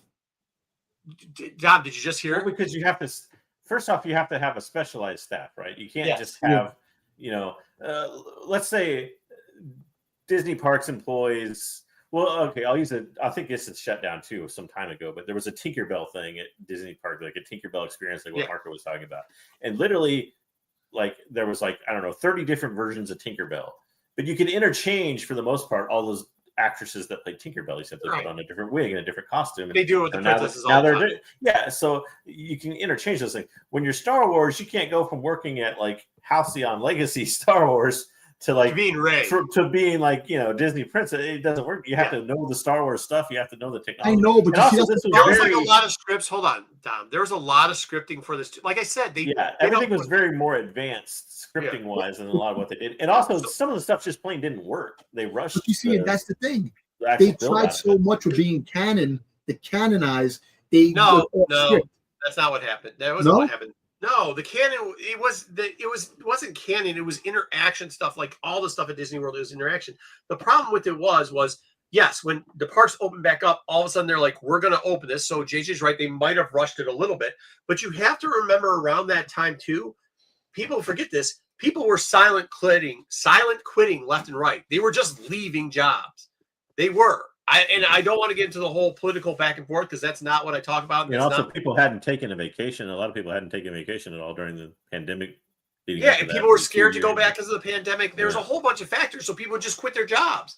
Yeah. So when they were saying, they're like, "Hey, look, man, the ramp up period to replace this." I can't remember. I would hate to misquote it, but I think the ramp up period to replace a worker here because of the stuff they had to memorize to do, which normally for a princess or something like that is, I think, like 3 weeks. It was over a month. It was 6 weeks, I think. It was almost double the time. So they just like, and it's a legit script. Like it's actually like acting. You have to kind of memorize what you're doing. That's why people loved it. They loved it. You can't go up to the 8-year-old and be like, "Hang on a second, let me figure out what I got to do next, kid." And go to the script and then tell them. Well, it's also adults too, and the people that went through this like really loved the experience because it was all in. But like, you just. It was too much. JJ's right. They probably did rush the opening for it. They definitely didn't have backup positioning on it. And then what they did quit, so after that it ran out, but you can't say it wasn't popular because it was sold out. All right. It was popular to a certain extent, but they were still trying to work out a lot of the kinks. It was sold out, Dom. But they didn't have any, the kinks. I don't know. The kink thing. Everybody's always going to have a complaint. Like that's the easiest thing to do, but like, yeah, their biggest problem probably was that they've been off more than they could chew. You cannot ever have here's numbers wise, and it's something we may learn through this documentary. Is kind of what I want to know is like repeat customers. How many people did? Because it's only a 2 or 3 day excursion at a time, right? How many people in the 15 months that it was open or whatever, how many people were repeat customers? Like how many people went back a second time? There was a decent amount because they did have those stats early on about what the repeat customer was. There was because I remember us reporting on it, and even if it was 20%, I think Wayseeker's like, who would have done that? Yeah. Who's got that? I don't know what's normal like versus the normal experience like this. You'd have to figure. I don't know if they leak out all that stuff. I do know I've seen the numbers before, so it could have been in the financials, or it could have been through a news article that we've seen. Mm-hmm. But I'll tell you this: either way, like, if you've been to one of those parks, this is what Bruce is saying here. Yeah. Can you imagine going there and like somebody like got the lore of Star Wars wrong, like some Star Wars nerd was there right in front of them? They would have freaked out. Yeah, they would have freaked out. Yeah. And like part of it too. Oh my God. Part of it too. Pause for basketball. Yeah. Part of it too was that you got this going on. You've got these people doing that, but just to relate to it, if you've ever been to one of their parks before, you've obviously gone to the thing and saw the Rey thing, or you can watch or the Vader thing where he fights a kid on stage. Like that's somebody who memorized the part. That takes almost a couple weeks, and there's not much dialogue there. These people were doing something where they were trying to do an experiment where they were doing open dialogue, and it was almost like a choose your own adventure thing. Remember, they would address the people who were dressed up, and they were supposed to address them by the character they were dressed up as. And if they weren't dressed up, they were supposed to address them in a different way. Do you know how maddening that's got to be? Mm-hmm. Like, think if you were one of the characters we just covered that was that person that dresses up as Klingson. Yeah, Klingson. You don't know what are you talking about? I mean, so like, yeah, if you want to say too big to fail, I'll give you what that. What about a girl dressed as Danny? The girl Danny. Yeah, that's what I'm saying. You got Danny there. They're gonna be like, hi. Yeah. Like, you know how hard that is? Like, but you see, that's the thing. Which originality? If you see a lot of the characters, people should look back at the original Star Wars and go as some of those characters, man, because that would make a interesting thing. You don't see people dressed as those damn characters. Have you ever been to, I don't know if you've ever been this, but have you ever been to like a higher end tasting menu, right? That you have to book like 6 months in advance. Those people, there's a TV show. I haven't seen it, but I've seen a clip. And it's some dude, he's like, how do you know all these things about the allergies? Yeah, right. Yeah. Run first, man. But like, there's script says. I think it's a TV show. It could be a movie, but there's some guy and this lady's like reading off all these allergies and all the stuff for booking these people in a restaurant, right? And they're like, how do you know all this stuff? And she's like, well, we call up, we do internet searches, we do all that. Like people actually do that. I've been to a couple tasting menus where they have checked out. They ask you for your email, your phone number, your full name, and any socials. And then they go through all your stuff and they try to make something special. Like when I was in Chicago, when Foie Gras was coming out, they had brought out a Foie Gras. It was like a dish for us during a tasting menu, and it just had been legal. It was perfect. It was me and my brothers. It was great. But people do that. They were trying to do that here. Okay, that's okay when you're sitting under 60 table restaurant, per person restaurant. That's not okay when you're running a hotel. Like, this isn't the movies. You can't do that shit. And they tried, and that's good for them, but obviously that's not going to work. It's like going to a nice little bed and breakfast and be like, here's your cereal and milk. Because now I got cereal and milk from Andor, freaking this guy, freaking him and his mom, freaking the guy, freaking what? Okay, I think we've been on this long enough. We're talking about eating cereal, but yeah. Okay. From Andor. Yeah. Okay. On to the next story. So the visual guide for Star Wars, we got a release date, June 17th. They gave us a preview of several pages. Looks almost exactly like every other Star Wars reference book that DK has published. Yeah, but hopefully there'll be some little tidbits in there. They only gave us like 6 pages, so we didn't learn too much. We get some, at least a little bit more tidbits on Quamir, the stranger, certain things. Some little backgrounds of characters usually. That's one thing they really did well, is that mask. Yeah, they really did. Actually, these things are really interesting to learn. Just like that, like about the props and the other things involved in the show. So, kind of what they mean. Also, too, Disney and NVIDIA teamed up to show you at the NVIDIA conference a droid. The droid is obviously kind of designed to look like BD-1 from the Fallen Order games. Yeah. A little bit away. It's run by AI, and it will probably all murder us in 5 to 10 years, probably. Yeah. So, Dude, I was the two most powerful companies, two of the most powerful companies in the world have combined to bring you a robot that will probably kill you. I always find it funny because I, obviously invest in some of these robotic companies, and like, I just always find it funny how stoked the people are. Oh yeah, that's crazy. They're interacting with it and stuff. Wait, you know this thing's going to kill you, right? Like, and each one of them says, like, at some point, like when they get through their whole presentation, they're like, "But do know there's fail safes just in case." Like, they won't say it like, "Hey, we put in fail safes so this thing won't kill you," but they'll say some type of comment like, there's just in case there's a semi malfunction, there's triple backup and da da da da da da da, and they'll start talking all this technical term, and all I see in my head is them saying like, "This thing won't kill you," and I'm looking at the people and I'm going, "Oh, but it will." Like, this thing is like, they're showing it like just take 2 fingers and breaking a tree, and you're like, yeah, it just does it over and over and over again, and I'm just going like, if he turns 3 inches, he breaks your head like it's a like it's the lasers shooting out of its eye is the feature, not a bug. Oh, dude, yeah, they're picking up stuff. They got this one. It's not what is the name of the company?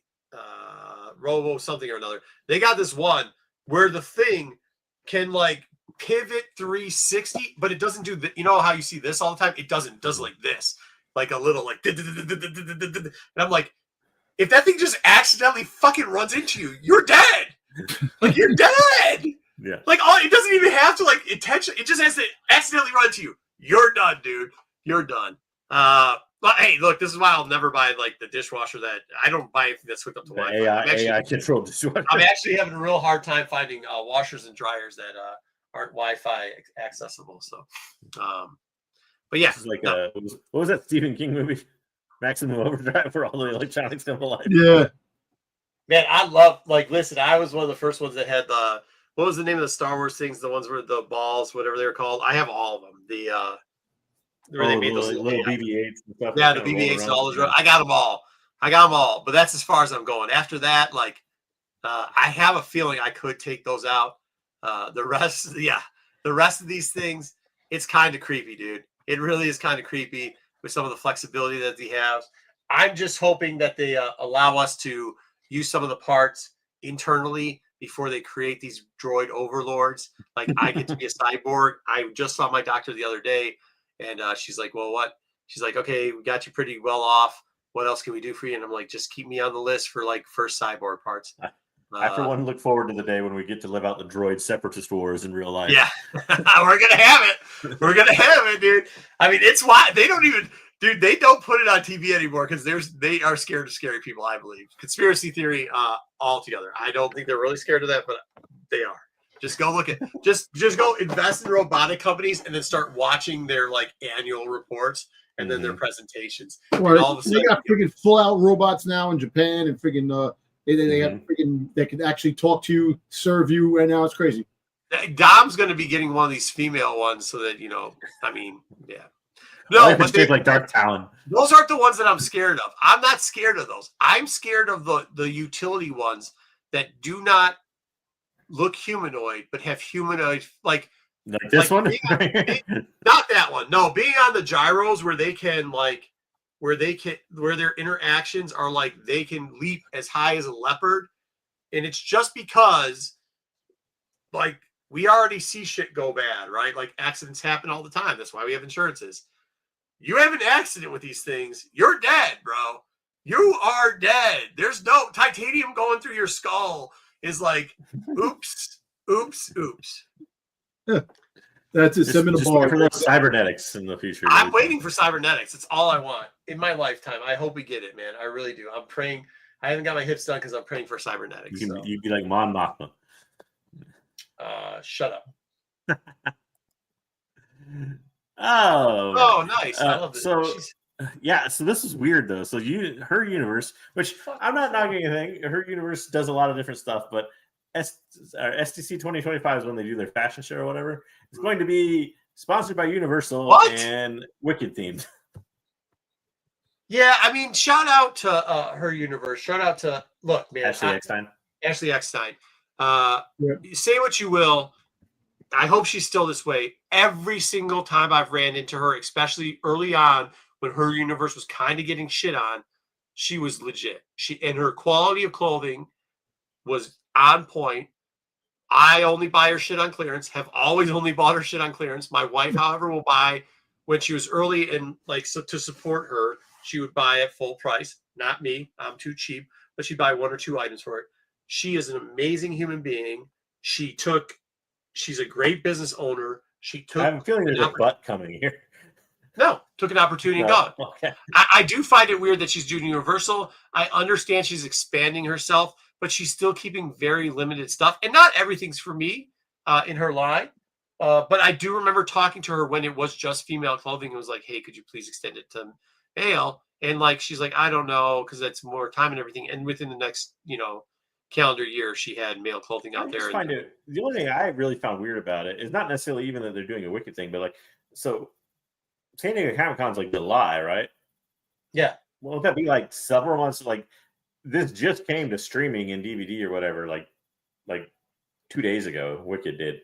Won't that kind of be far away from removed and out of the loop kind of thing? You know? I'll tell you this, brother. The ladies and the young ladies, they don't care. I didn't know it was streaming. You know how I knew it was streaming? All the young ladies yo, Wicked party, Wicked streaming. What can we do? Wicked this, Wicked that, Wicked. And I'm no. I'm you can go over some other girlfriend's house and watch Wicked. This is a Wicked free zone. I don't do musicals here. No. Always offense. Ashley Eckstein. Always. Well, long story short, don't expect to see much Star Wars fashion at the. No, but check out her clearance stuff because you can get really good deals on quality clothing. I mean, all of her stuff has lasted. That's all I'm going to say about that. I haven't had one piece, and I probably have 20 pieces. All of them last. So Ashley Eckstein's the best. She is. She's a beast, bro. She's great. One of the things that probably will not entertain anyone. We Hasbro Pulse fan stream again for Star Wars coming up on the 25th. Tuesday. Dom's watch this though. Have they gotten rid of Bartles and James, or did they just get rid of one? Or what's the rumor here? Well, they have a whole new. The guy Chris is now doing the marketing. Nice. Okay, I believe on this.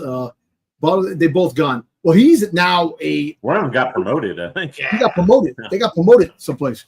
But for ruining Star Wars toys, apparently. Dude, those guys are one of those promotions where they get them out of the way. We're gonna find out. To head groundskeeper. We'll find out about the temple, the Jedi Temple Guard. Maybe we'll definitely see that in person. We'll see Dash Rendar. Cardinals and James less be a promotion. Fucking A. Those guys, those guys don't deserve their jobs. I'm sorry. I'm for the working man. It's like the military when they promote a guy to a major or a commander, but they put him on a base that nobody gives a shit about. Yeah. Those two dudes need to go to Siberia. Hey, are we going to get hey, Dom, do we feel like we're going to maybe get a new, what are the things where you have to pay for it? Like they did with the Ghost? A new HasLab? Yeah. HasLab here or no? I think maybe not. I don't think so yet because the Ghost just finally was shipped. Because they do the HasLab for all the different things. They have a HasLab now for Transformers. Okay. And they have a G.I. Joe one coming out. So I think we'll get another Star Wars. Maybe we'll get by May 4th. They'll talk about something May 4th weekend, or maybe because Hasbro is supposed to be at Star Wars Celebration. Really? So so you might find out some. I thought it said HasLab. I didn't even think it said Hasbro. Did it say HasLab in the ad for it? I can check real quickly. Let me check real quickly. Well, I think, like I said, if they do mention anything, they'll probably mention either the Celebration or May 4th, the May 4th weekend. Yeah. Because right now, I don't. So apparently, one of the rumors, there's a rumor that's out there that they might make a Death Star, not the Death Star, the whole Death Star, a piece like a whole, like a whole. Half Death Star. Remember like the old Death Star we got growing up. Yeah. We're inside something bigger with more compartments, something that's really that you could put in and build and make a nice little Death Star playset. That's one of the rumors that they're talking about. Oh, you're right. It does say HasLab. Lego's going to be there. Hot Toys is going to be there. Bandai. Bandai does a lot of figures and stuff. So, yeah. Oh wow, they actually you're right. They just updated all the people now that are going to be there. Tenyoi, Tomo, obviously a lot of Japanese companies. Who's Yusei Guy Ruben publishing? just wants to blow up Alderaan, apparently. Dude, you know what? You got to see who the guests are. The guests, that are going to be a Star Celebration, the Japanese guests that did voices for the characters, like the Ronin and stuff like that. Because they could be there, and that'd be awesome. Because, I like to see the guy who did the voice, for Ronin. Because we're getting Ronin again. He's coming back. I thought they said Rancho Obi-Wan wasn't going to be there. They are going to be there. Yeah, he's going to be there. It looks like only one comic book seller, but that's normal for this thing. You're going to have a Marvel's going to be there. You're going to find out they're big on Star Wars publishing, finding out what the comics are coming out. What'd you say? I didn't hear what you said. What'd you say? I'm having trouble hearing Dom. What'd he say? Who's going to be there? You're going to probably have publishing there, Star Wars publishing. Oh. Yeah, Star Wars publishing is going to be there, yes, 100%. Yeah. Actually, they have a whole panel, I think. Yeah, they do. I actually am going to try to put in for that. Droid Builders is going to be there. Dark Empire is going to be there. The Mando Mercs are going to be there. Saber Guild's got to be there. Saber Guild's awesome, man. Shout out Saber Guilds. Shout them out, dude. They're really good with the kids. Is 501 going to be there? 501's going to be there. Galactic Embassy or Academy, and then the Rebel Legion's going to be there. I'm intrigued. They got all the people here now. Yeah. Maybe we got who do we add here? I think the cosplaying for this will be pretty nuts. Do you think? Even compared to past celebrations, I think so. Japan's pretty big on cosplay types. Yeah. That's why I'm worried about some of the stuff that you were. Ashley's going to be there. All right. Yeah. Chris Pitt. Oh, Cowboy Hat's going to be there.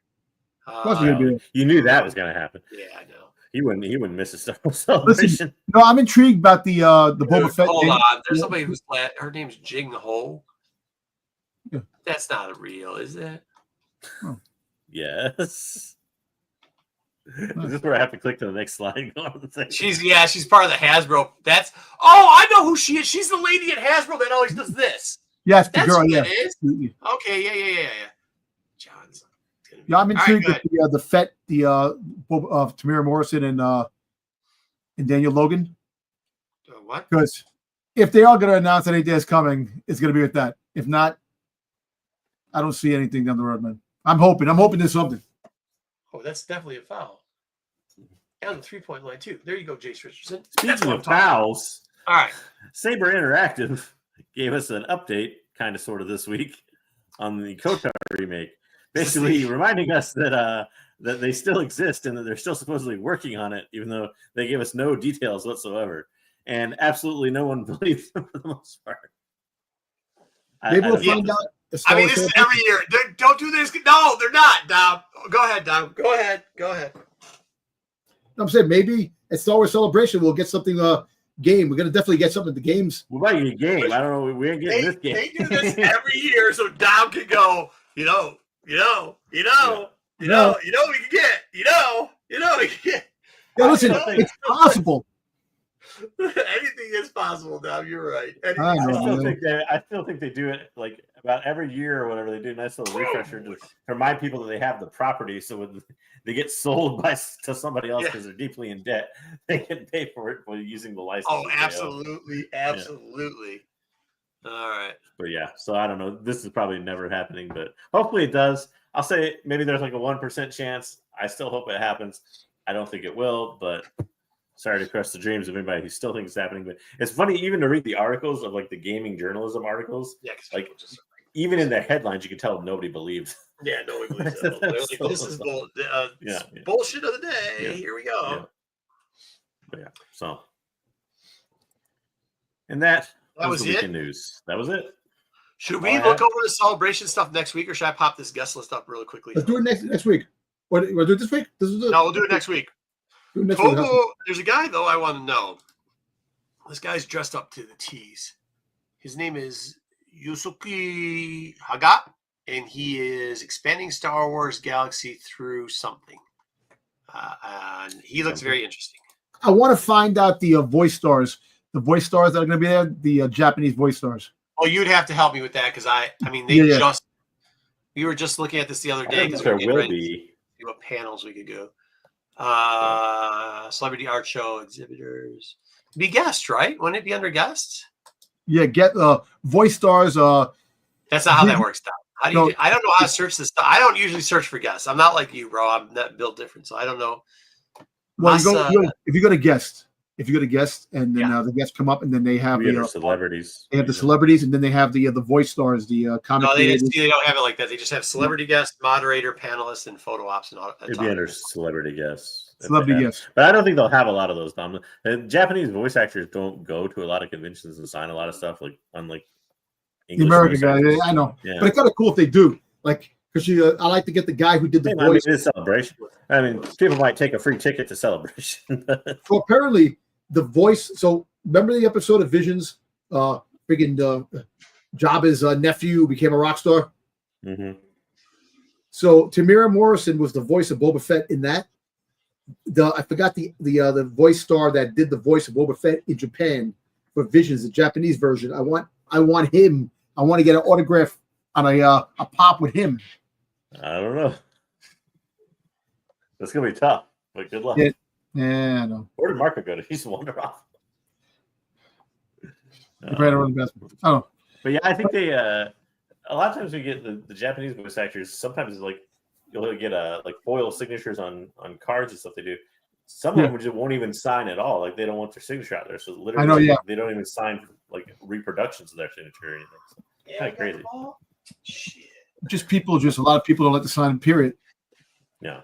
Damn scalpers. All right, go green, go white. I'm gonna watch the last 30 seconds here.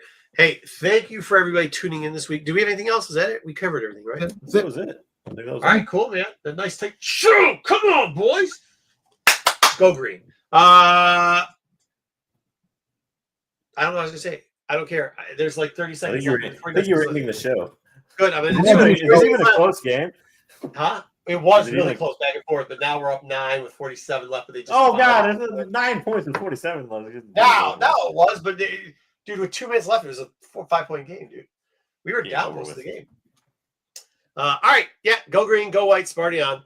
Have a good one. We'll see you next week. Wayne Seeger will be unsuspended. Make sure if we mention any books that he's bidding on, you outbid him and snipe him from him. Hopefully you guys enjoyed everything. Archo. Oh, look, it's what? Yeah, right. No doubt. Yeah. Friendly robot. That's right. All right, we'll see you all later. Later.